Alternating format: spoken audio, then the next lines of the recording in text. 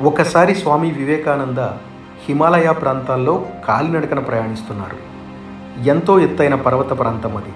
చాలా దూరం ప్రయాణించాక కూడా గమ్యం చేరేందుకు సుదీర్ఘమైన మార్గం మిగిలే ఉంది.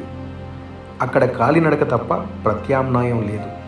వివేకానందతో పాటు మరో వ్యక్తి నడుస్తున్నాడు. స్వామి మాత్రం నిశ్చలంగా ముందుకు సాగుతున్నాడు.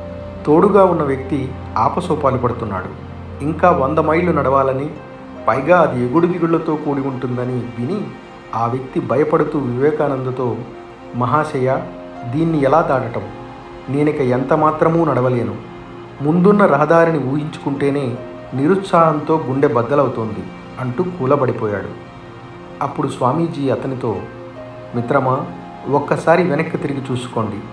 మనం నడిచి వచ్చిన దారిని గమనించండి.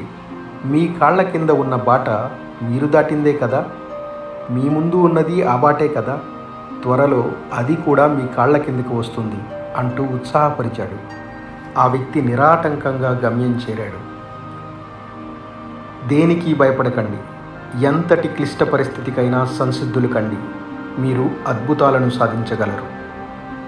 మీ సర్వశక్తి సంపత్తులతో పోలిస్తే లోకంలోని ప్రతికూలతలు, వ్యతిరేకతలు ధూళికణాల వంటివి. మనల్ని మనం దృఢంగా తీర్చిదిద్దుకునేందుకు ఉన్న పెద్ద వ్యాయామశాలే ఈ ప్రపంచం. ఎంత శ్రమిస్తే అంత దృఢమవుతాం. గడిచిన కాలమే గతాన్ని పూడ్చిపెట్టుగాక. అనంతమైన భవిష్యత్తు మీ ముందుంది. ఇది నీ జీవితం. జీవించు, తరించు. ఇది నవజీవన శంఖారావం. క్లిష్ట సమయంలో సదా స్మరణీయం. Thank you for watching Telugu Pride Motivations. Please subscribe and stay blessed.